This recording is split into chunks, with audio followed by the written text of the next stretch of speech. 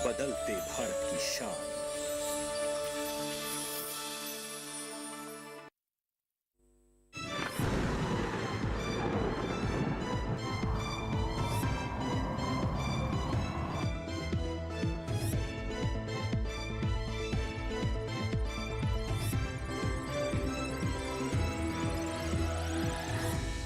नमस्कार, आप देख रहे हैं दूरदर्शन किसान। मौसम खबर में आप सभी का स्वागत है। मैं हूं मोनालिसा। मौसम खबर में बताएंगे आपको आने वाले दिनों में कहां हो सकती है बारिश, कहां चल सकती है तेज हवाएं। इसके साथ ही बताएंगे वायु की गुणवत्ता का हाल और साथ ही पर्यटक स्थलों में कैसा मिलेगा आपको मौसम अगले 4 दिनों के दौरान। लेकिन आइए पहले बड़ी खबरों पर नजर डाल लेते हैं। जम्मू कश्मीर की सबसे पहले बात करें तो यहाँ पर कहीं कहीं भारी बर्फबारी की संभावना बनती हुई नजर आ रही है। वहीं हिमाचल प्रदेश का अगर रुख करें तो छिटपुट हिस्सों में भारी बर्फबारी के आसार बनते हुए नजर आ रहे हैं। इसके अलावा रुक करे पंजाब का तो आपको बता दें गिने चुने इलाकों में ओले पड़ने का अनुमान जताया गया है। वहीं आइए अब रुक करते हैं अरुणाचल प्रदेश का, जहां पर छिटपुट इलाकों में तेज बारिश का अनुमान जताया गया है। इसके साथ ही आपको बता दें विदर्भ में बिजली चमकने के साथ ही तेज हवाएं चलने की संभावना नजर आ रही है। ये तो हुई मौसम से जुड़ी हुई 5 बड़ी खबरें और अब नजर डाल लेते हैं मौसम अलर्ट पर। भारत मौसम विज्ञान विभाग की तरफ से जो जानकारी मिली है उसके अनुसार आपको बता दें देश के वो कौन से हिस्से हैं जहां पर आपको सावधान रहने की जरूरत है और कहां पर आपको नजर बनाए रखने की जरूरत है। तो देश का मानचित्र इस वक्त आपके टीवी स्क्रीन पर है। लाल रंग के ये जो तमाम हिस्से हैं यहाँ पर आपको बता दें कि आपको सावधान रहने की जरूरत है। खासतौर पर जो उत्तर भारत है यहाँ पर कई जगहों पर बर्फबारी या भारी बारिश के आसार नजर आ रहे हैं और ऐसे में आपको सावधान रहने की जरूरत है। जम्मू कश्मीर, लद्दाख, गिलगित, हिमाचल प्रदेश और उत्तराखंड में भी इसी तरह के हालात बन सकते हैं। इसके अलावा पंजाब, हरियाणा, दिल्ली की बात करें, साथ ही पश्चिमी और पूर्वी उत्तर प्रदेश में तो कुछ जगहों पर तेज हवाएं चल सकती है, तो कहीं कहीं ओलावृष्टि के भी आसार हैं। ऐसे में आपको सावधान रहने की जरूरत है। देश के कुछ और हिस्सों में जैसे कि मराठवाड़ा और तेलंगाना की बात करें तो यहां पर भी तेज हवाएं चल सकती है गरज के साथ, या फिर ओलावृष्टि भी हो सकती है कुछ हिस्सों में, तो यहां पर भी आपको सावधान रहने की जरूरत है। इसके अलावा देश के और कई हिस्से हैं जहां पर तेज हवाएं चलने की संभावना है। खासतौर पर आपको बता दें कि जो पूर्वोत्तर का हिस्सा है यहां पर भारी बारिश की संभावना नजर आ रही है और ऐसे में नजर बनाकर रखें। दक्षिण भारत के भी कुछ हिस्से हैं जैसे कि केरल, तमिलनाडु, पुडुचेरी, यहां पर भी भारी बारिश हो सकती है। यहां पर भी आपको नजर बनाए रखने की जरूरत है। इसके अलावा विदर्भ, छत्तीसगढ़, मध्य प्रदेश की बात करें तो यहां पर तेज हवाओं के आसार बनते हुए नजर आ रहे हैं। साथ ही आपको बता दें कि राजस्थान, गुजरात की अगर बात करें तो यहां पर भी कई जगहों पर गरज के साथ तेज हवाएं चलने की संभावना नजर आ रही है और ऐसे में आपको नजर बनाए रखने की जरूरत है। आगे बढ़ते हैं, बता दें आने वाले 2 दिनों के दौरान देश के किन किन हिस्सों में बारिश के आसार नजर आ रहे हैं और कहां पर मौसम साफ बना रहेगा। उत्तर भारत की सबसे पहले बात करें तो खासतौर पर जो पहाड़ी इलाके हैं यहां पर अधिकतर स्थानों पर बारिश का अनुमान जताया गया है। जम्मू कश्मीर, लद्दाख, हिमाचल प्रदेश, उत्तराखंड, इसके अलावा मैदानी हिस्से जैसे कि पंजाब, हरियाणा, दिल्ली की बात करें तो यहां पर भी अधिकतर हिस्सों में बारिश के आसार हैं। पश्चिमी और पूर्वी उत्तर प्रदेश में भी अनेक जगहों पर बारिश की संभावना यहां पर बनती हुई नजर आ रही है। तो खास तौर पर उत्तर भारत के तमाम हिस्सों में यहां पर बारिश के आसार नजर आ रहे हैं। वहीं अरुणाचल प्रदेश, असम, मेघालय, उप हिमालय, पश्चिम बंगाल, सिक्किम में अधिकतर जगहों पर बारिश हो सकती है। नागालैंड, मणिपुर, मिजोरम और त्रिपुरा में भी अनेक जगहों पर बरसात के आसार है। गांगे पश्चिम बंगाल और साथ ही बिहार, झारखंड, ओडिशा की बात करें तो यहां पर भी कई जगहों पर आने वाले 2 दिनों के दौरान बारिश हो सकती है। दक्षिण भारत में केरल में अधिकतर जगहों पर बारिश की संभावना यहां पर नजर आ रही है। इसके अलावा तेलंगाना, तटीय प्रदेश, रायलसीमा, तमिलनाडु, पुडुचेरी में भी अनेक स्थानों पर बादल बरस सकते हैं। अंडमान निकोबार द्वीप समूह, दक्षिण आंतरिक कर्नाटक में भी कई जगहों पर बारिश हो सकती है। उत्तरी आंतरिक कर्नाटक और तटीय कर्नाटक में भी कहीं कहीं बरसात के आसार हैं।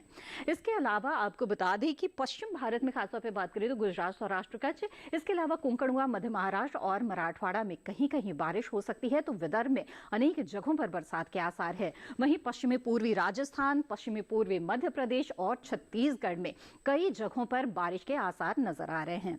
बता दें अब आपको कि पिछले 24 घंटों के दौरान देश में कैसा रहा मौसम का मिजाज।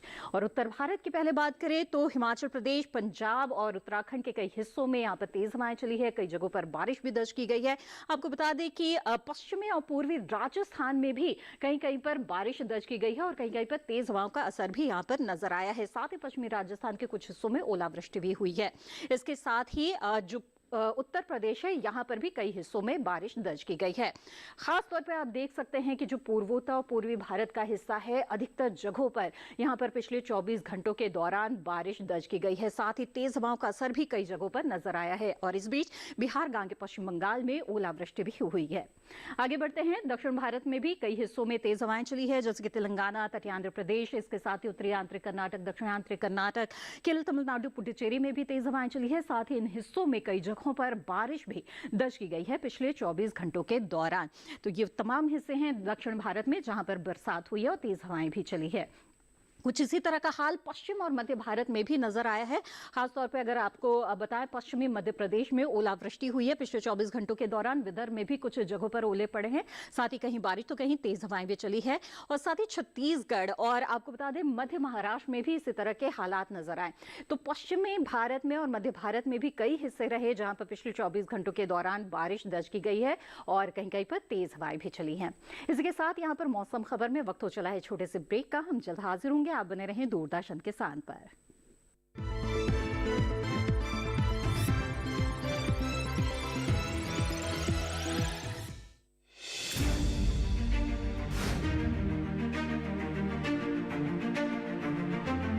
फसलों के भाव से लेकर उनकी आवक तक, पैदावार से लेकर बुआई के क्षेत्रफल तक, आयात से लेकर निर्यात तक, घरेलू से लेकर वैश्विक बाजार तक, मंडियों की सही और ताजा जानकारी पाएं। विशेषज्ञों की राय का लाभ उठाएं। देखिए मंडी खबर सोमवार से शनिवार शाम 5 बजे सिर्फ दूरदर्शन किसान पर।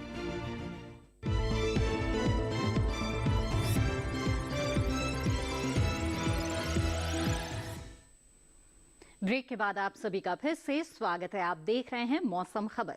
मौसम खबर में आइए आगे बढ़ते हैं और बताते हैं आपको तापमान की स्थिति के बारे में। देश के वो कौन से हिस्से हैं जहां पर इस वक्त तापमान में बदलाव दिख रहा है, अधिकतम न्यूनतम तापमान पर आइए नजर डाल लेते हैं। पहले बात करते हैं अधिकतम तापमान की।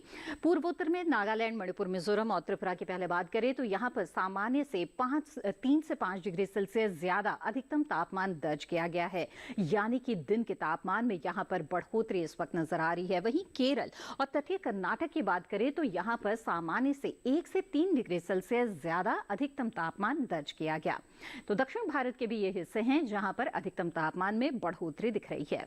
आगे बढ़ते हैं, बता दें आपको पंजाब, हरियाणा, दिल्ली, साथ ही उत्तराखंड, पश्चिमी उत्तर प्रदेश और पूर्वी उत्तर प्रदेश में सामान्य की तुलना में 5 डिग्री सेल्सियस कम अधिकतम तापमान रहा। जी हां, ये वो देश के हिस्से हैं जहां पर अधिकतम तापमान में इस वक्त गिरावट दिख रही है।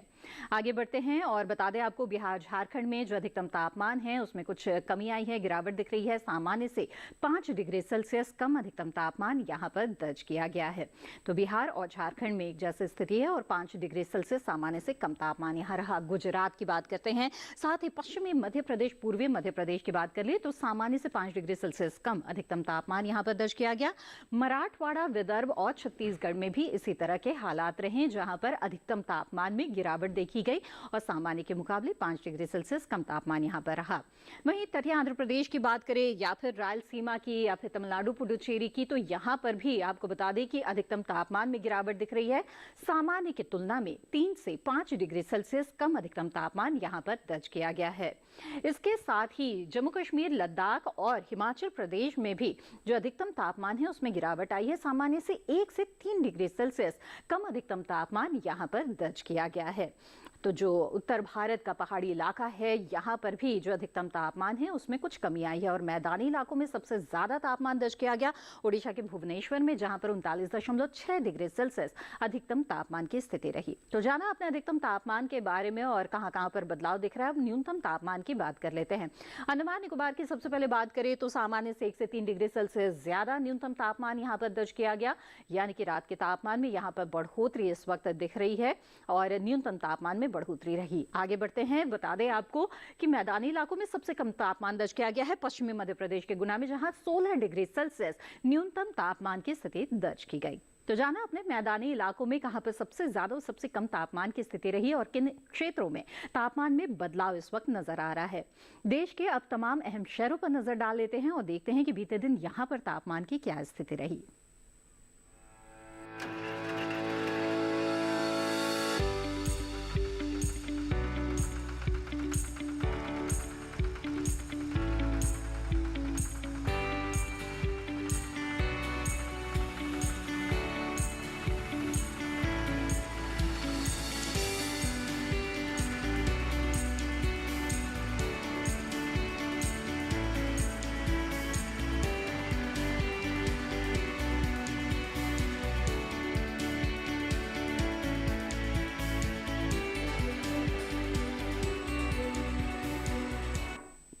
मौसम खबर में आगे बात होगी वायु की गुणवत्ता की और जानेंगे पर्यटक स्थलों के अगले 4 दिनों के मौसम का पूर्वानुमान।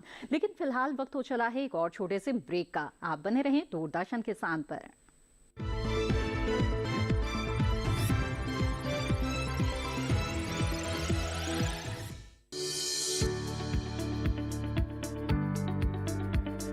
कृषि और पशुपालन है एक दूसरे के पूरक।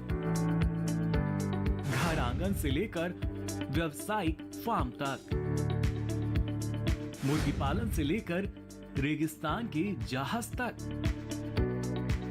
बीमारियों से अब पशुपालक ना हो परेशान। विशेषज्ञ करेंगे आपकी समस्या का समाधान। जुड़िए हमसे, पूछिए अपने सवाल। ईमेल के जरिए भी आप हमारे साथ जुड़ सकते हैं। हमारी ईमेल आईडी है ddkisanapc@gmail.com। हमारे टोल फ्री नंबर हैं 1800-113060 और 1800-113061। देखिए अपना पशु चिकित्सक हर रविवार शाम 6:30 बजे दूरदर्शन किसान चैनल पर।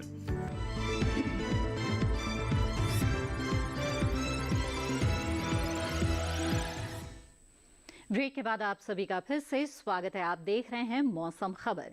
आइए मौसम खबर में आगे बढ़ते हैं और बताते हैं कि आपके शहर की वायु की गुणवत्ता कैसी है। एयर क्वालिटी इंडेक्स के आधार पर बताते हैं हम कि हवा कैसी है, अच्छी है या खराब है। तो दिल्ली की सबसे पहले बात करें तो 79 के स्तर पर है यहाँ की हवा, यानी कि कह सकते हैं कि अच्छी हवा इस वक्त दिल्ली की है। वहीं पटना की बात करें तो 137 है यहाँ पर एयर क्वालिटी इंडेक्स, यानी कि संतोषजनक स्तर पर यहाँ पर हवा की स्थिति है। वहीं पुणे की बात करें तो 47 एयर क्वालिटी इंडेक्स, यानी कि बहुत अच्छी हवा इस वक्त पुणे शहर की कही जा सकती है।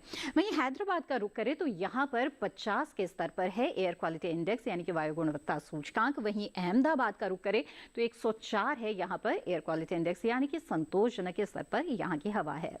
मुंबई का रुख करते हैं, आइए 63 है यहां पर वायु गुणवत्ता सूचकांक, यानी अच्छी हवा इस वक्त मुंबई शहर की कही जा सकती है। आगे बढ़ते हैं अब और जान लेते हैं कि पर्यटक स्थलों में अगले 4 दिनों का क्या है मौसम पूर्वानुमान। तो किस तरह का मौसम आपको मिलेगा, आपको बता दें जम्मू कश्मीर के श्रीनगर का ये सबसे पहले रुक करते हैं, जहां पर मंगलवार को बारिश हो सकती है। 15 से 11 के बीच तापमान की स्थिति रहेगी। वहीं बुधवार को बादल छा सकते हैं, 17 से 10 तापमान रहेगा, यानी कि अधिकतम तापमान में यहां पर हम बढ़ोतरी देख रहे हैं। तो गुरुवार को 18 से 10 और शुक्रवार को फिर से तापमान में गिरावट के साथ ही 15 से 10 के बीच तापमान की स्थिति आ जाएगी और इसके साथ ही लगातार यहां पर बादल छाने के आसार नजर आ रहे हैं। आगे बढ़ते हैं, साथ ही उत्तराखंड के चमोली का रुख करते हैं, जहां पर आने वाले 3 दिनों के दौरान आपको बारिश मिल सकती है। बता दें तापमान में हम लगातार यहां पर बढ़ोतरी आते हुए देख रहे हैं। न्यूनतम तापमान की स्थिति 10-11 के आसपास रहेगी, लेकिन अधिकतम तापमान मंगलवार को जहां 16 डिग्री सेल्सियस रहेगा, तो ये बढ़ते बढ़ते शुक्रवार तक आते आते 22 डिग्री सेल्सियस तक चला जाएगा। शुक्रवार को यहां पर बादल छाने के आसार नजर आ रहे हैं और 22 से 10 के बीच यहां पर तापमान की स्थिति रहेगी। आगे बढ़ते हैं, उत्तर प्रदेश के लखनऊ का रुख कर लेते हैं। यहां पर भी बारिश की संभावना नजर आ रही है मंगलवार से गुरुवार के बीच में। इसके साथ ही तापमान की बात करें तो 28 डिग्री सेल्सियस अधिकतम तापमान मंगलवार बुधवार को रहेगा। गुरुवार को बढ़ोतरी आने के साथ ही 30 डिग्री तक अधिकतम तापमान यहां पर जा सकता है। शुक्रवार को बादल छाने के आसार है, अधिकतम तापमान में फिर से बढ़ोतरी की स्थिति है और 32 डिग्री सेल्सियस अधिकतम तापमान यहां पर रह सकता है। न्यूनतम तापमान में भी बढ़ोतरी आ सकती है, 20 से 22 के बीच तापमान रहेगा। पश्चिम बंगाल के श्रीनिकेतन की बात करें तो मंगलवार बुधवार को गरज चमक के साथ यहां पर बादल बरसने के भी आसार बनते हुए दिख रहे हैं। इसके साथ ही अधिकतम तापमान 34 डिग्री सेल्सियस रहेगा तो 23-24 के आसपास न्यूनतम तापमान की स्थिति रहेगी।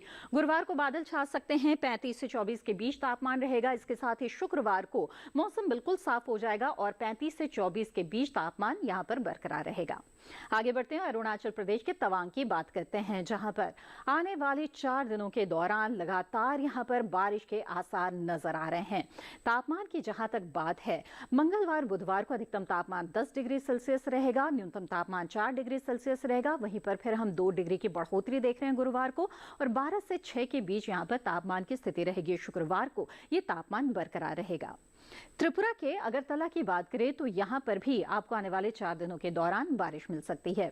जहां तक तापमान की बात है तो 34-35 डिग्री के आसपास अधिकतम तापमान यहां पर रहेगा, और ये हम उतार चढ़ाव की स्थिति बनते हुए देख रहे हैं।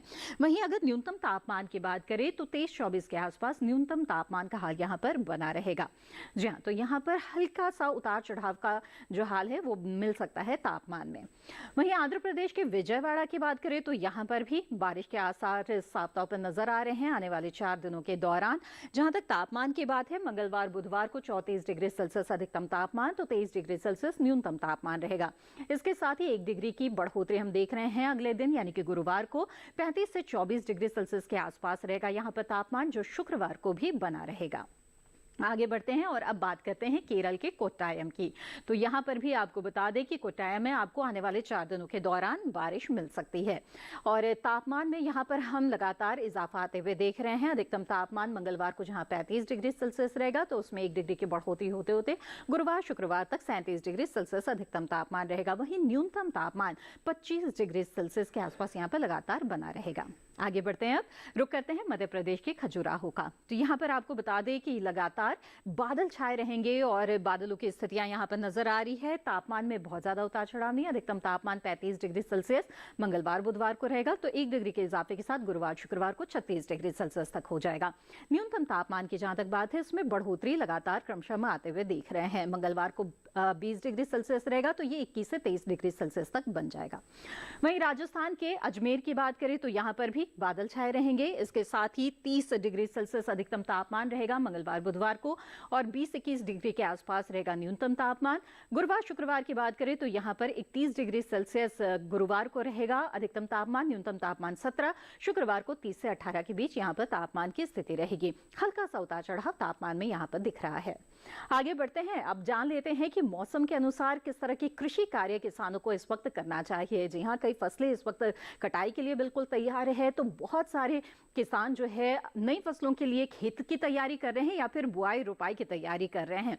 तो ऐसे में देश के किन हिस्सों में किसानों को इस वक्त कौन कौन से कृषि कार्य करने चाहिए, आइए जानते हैं कृषि विशेषज्ञों की सलाह पर आधारित इस रिपोर्ट के जरिए। आंध्र प्रदेश में मक्के के खेत में सिंचाई करें। मक्के की कटाई कर सकते हैं, साथ ही उड़द के खेत में सिंचाई कर ले। यहाँ तिल के खेत में सिंचाई कर सकते हैं। किसान उड़द की कटाई करें, इसके साथ ही मूंगफली की खुदाई करते रहें। आंध्र प्रदेश में काबुली चने की कटाई कर ले। वहीं गन्ने की रोपाई कर सकते हैं। अभी टमाटर के खेत में सिंचाई करते रहें। इसके अलावा बैंगन के खेत में सिंचाई कर सकते हैं। आंध्र प्रदेश में मूंग की बुआई करने का सही समय है। यही किसान बाजरे के खेत में सिंचाई कर ले। इस समय केले के बागों में सिंचाई करते रहें। आंध्र प्रदेश में धान में कीट लगने की संभावना है। ऐसे में धान में कीटों से बचाव के लिए कृषि विशेषज्ञों की सलाह से कीटनाशक छिड़कें। कर्नाटक में गन्ने की रोपाई कर सकते हैं। यहाँ बैंगन की रोपाई के लिए समय उचित है। साथ ही आम के बागों में पर्याप्त नमी बनाए रखें। किसान मूंगफली की खुदाई कर सकते हैं। मूंगफली के खेत में सिंचाई करते रहें। इसके अलावा टमाटर के खेत में पर्याप्त नमी बनाए रखें। कर्नाटक में लाल मिर्च के खेत में सिंचाई कर लें। अभी धान के खेत से खरपतवार निकालें। इसके साथ ही केले के बागों में पर्याप्त नमी बनाएं। वहीं अदरक की बुआई कर लें। अदरक के खेत से जल निकासी का प्रबंध करते रहें। इस समय लहसुन की बुआई कर सकते हैं। लहसुन के खेत से पानी की निकासी की उचित व्यवस्था कर लें।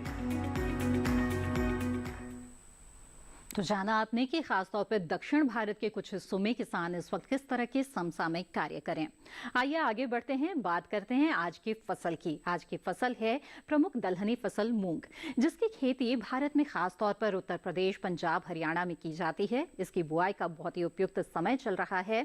उन्नत किस्मों का चुनाव करके और खेती की वैज्ञानिक पद्धति को अपनाकर आप मूंग की अच्छी पैदावार हासिल कर सकते हैं। आइए जानते हैं मूंग की खेती के बारे में। दालें प्रोटीन से भरपूर होती हैं। भारत में सबसे ज्यादा दालें उगाई जाती हैं और इनका सेवन भी सबसे ज्यादा भारत में ही होता है। दलहनी फसलों में मूंग की अलग पहचान है। ये पौष्टिक भी है और पचने में आसान भी। यही वजह है कि बीमार लोगों को अक्सर मूंग की दाल दी जाती है। मूंग की बुआई बरसात के दिनों में होती है, लेकिन जायद के दौरान इसे हरी खाद के रूप में भी बोया जाता है। रबी की कटाई के बाद अगर आप मूंग बो रही हैं, तो गन्ने के साथ मिश्रित फसल के तौर पर इसे बोया जा सकता है। जब तक गन्ने की फसल बड़ी होगी, मूंग की कटाई का समय आ जाएगा। इस तरह किसान एक ही खेत से ज्यादा मुनाफा कमा सकते हैं। दूसरी ओर दलहनी फसल होने की वजह से मूंग मिट्टी की उपजाऊ शक्ति को बेहतर बनाती है। बुआई के दौरान खेत में पर्याप्त नमी रखें और बीज को उचित दवा से शोधित जरूर कर लें। मूंग के लिए नम और गर्म जलवायु की जरूरत होती है और 7 से 7.5 पीएच मान वाली दोमट और बलुई दोमट मिट्टी सबसे अच्छी मानी जाती है। 1 हेक्टेयर खेत के लिए 15 से 20 किलो बीज की जरूरत होती है। बुआई कतार में करें और एक कतार से दूसरी कतार के बीच 20 से 30 सेंटीमीटर का फासला रखें। बीज से बीज की दूरी 8 से 10 सेंटीमीटर रखनी होगी। बुआई के बाद समय समय पर सिंचाई करते रहें और खरपतवार भी निकालते रहें। किसान किसी भी तरह की दवा का छिड़काव करने से पहले कृषि विशेषज्ञों की सलाह जरूर लें। तो ये थी मूंग की खेती से जुड़ी हुई कुछ अहम बातें। इसी के साथ मौसम खबर में आज बस इतना ही। उम्मीद है मौसम खबर से आपको मदद मिल रही होगी। मौसम खबर को आप दूरदर्शन किसान के YouTube चैनल पर भी देख सकते हैं और तमाम जानकारियां दोबारा हासिल कर सकते हैं।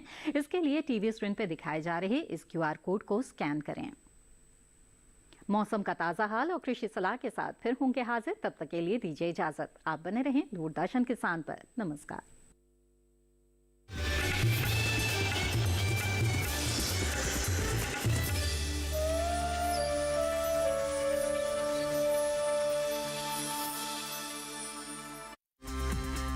To the youth of this country, 75 years down, especially at this Amrut Mahotsav Samay, what is it that you would like to tell them and why should they be interested in active public life? Intellectual जो पढ़े लिखे लोग हैं, लड़के हैं, बच्चे हैं, जिनको कि नई नई टेक्नोलॉजी पता है, नए कोर्सेज पता हैं, नए इवोल्यूशंस पता हैं, यदि वो राजनीति में नहीं आएंगे या इसमें इंटरेस्ट नहीं लेंगे, तो मुझे लगता है कि हम जो कुछ करना चाहते हैं आज़ादी के अमृत महोत्सव के बाद, माननीय प्रधानमंत्री जी की जो इच्छा है कि एक ऐसा देश बनाए जो कि कोई भी जो डेवलप्ड कंट्री है, चाहे वो यूएस है चाहे यूके है, उसको हम मात दे पाएं।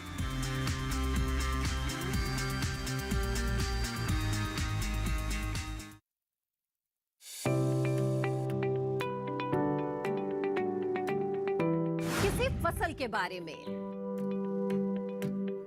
किसी तकनीक के बारे में या खेती से जुड़ी किसी विधि के बारे में कुछ रोचक जानकारियां। कृषि विशेष कार्यक्रम के लिए हम लोग पहुंचे हैं चंबल के बीहड़ों में। ये मुरैना जिले का एक क्षेत्र है जहां पर गुग्गल और सतावर की खेती होती है। कारोबार के किस्से, कुछ कामयाबी की दास्तानें।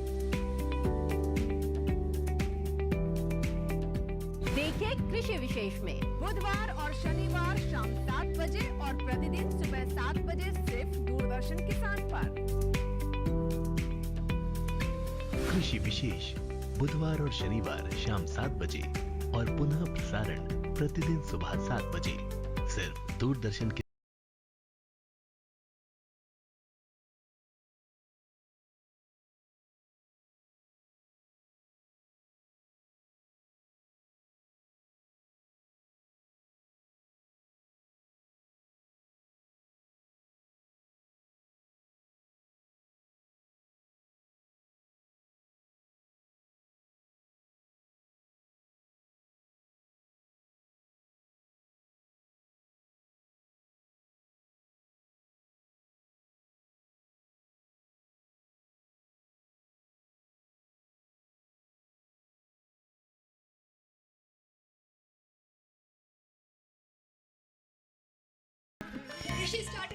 स्पेशल में हम आप पहुंचे हैं अड्डापुरी। साथ ही जानेंगे केरला के अट्टापड़ी में रहने वाले आदिवासियों ने श्री अन्न को अपनाकर कैसे किया अपने जीवन स्तर में सुधार। तमिलनाडु के कोयम्बतूर और केरला के अट्टापड़ी से देखिए कृषि स्टार्टअप मिलेट स्पेशल 8 अप्रैल से 6 मई हर शनिवार रात 9:30 बजे और पुनः प्रसारण शाम 4 बजे सिर्फ डीडी किसान पर। हम अपने प्रिय पुत्र का नाम टिकेंद्रजीत सिंह रखते हैं। हम यहाँ अपने नए राजा का चुनाव करने के लिए इकट्ठा हुए हैं। हमारा मत राजकुमार टिकेंद्र सिंह को ही जाता है। टिकेंद्र जी कितना एरोगेंट है, उसकी वजह से हमारी कंपनी को नुकसान हो सकता है। हम स्वराज के लिए अवश्य लड़ेंगे, फिर चाहे जीत मिले या मौत, सहर्ष स्वीकार है। बांग्ला को पूरी तरह डिस्ट्रॉय कर दो। महायुद्ध होगा।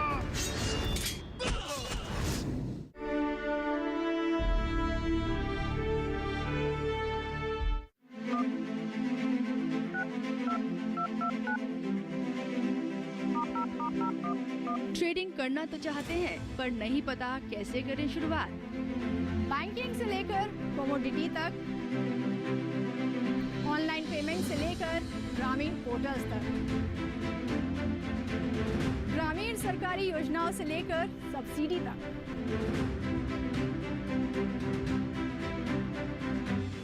इन तमाम जानकारियों के साथ हम जल्द आ रहे हैं लेकर प्रोग्राम डिजिटल किसान। देखना न भूले हर रविवार शाम 7 बजे और पुनः प्रसारण मंगलवार शाम 4 बजे सिर्फ दूरदर्शन किसान पर।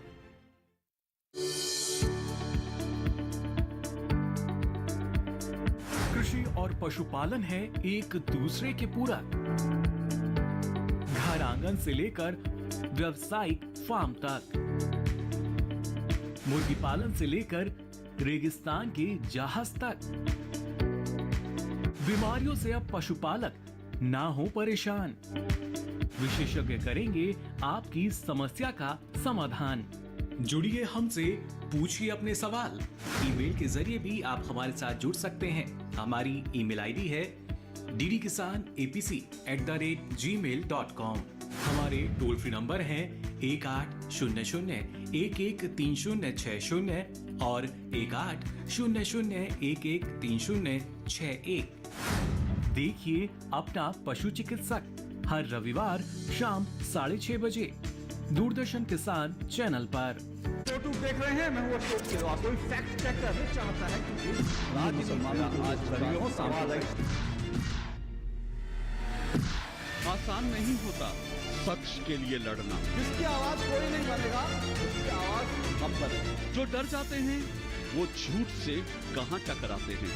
जो गरीब के स्कूल में, गरीब के स्वास्थ्य के लिए खर्च होना चाहिए, वो लूट कर इन्होंने अमीर ठेकेदारों को दे दिया। सच को जानना हो तो झूठ पर करना होता है प्रहार, हर बार बार बार।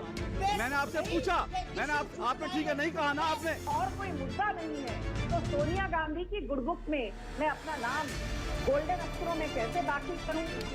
इसलिए न फेक न्यूज न झूठ, हमेशा सच के साथ 2-2। देखिए मेरे साथ 2-2 सोमवार से शुक्रवार रात 9 बजे सिर्फ डीडी न्यूज पर।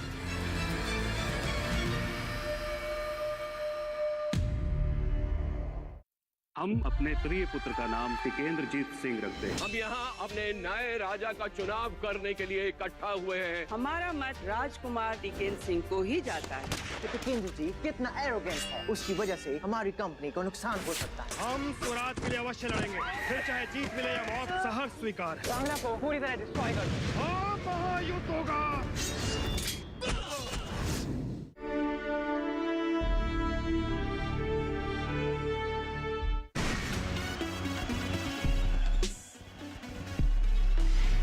Man hawena senlung senlang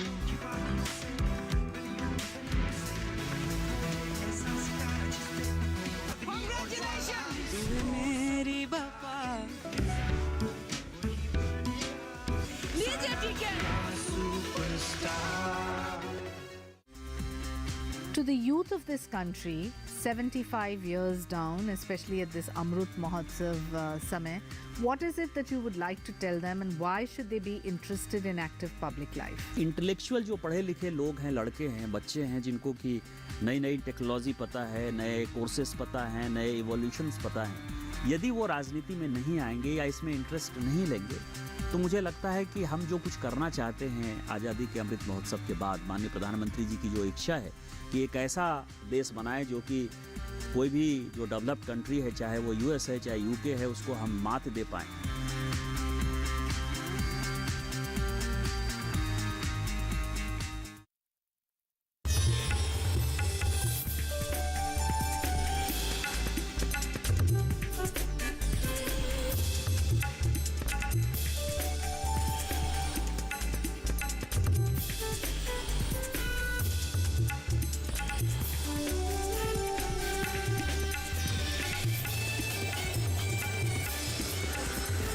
TV के साथ बदलते भारत की शान।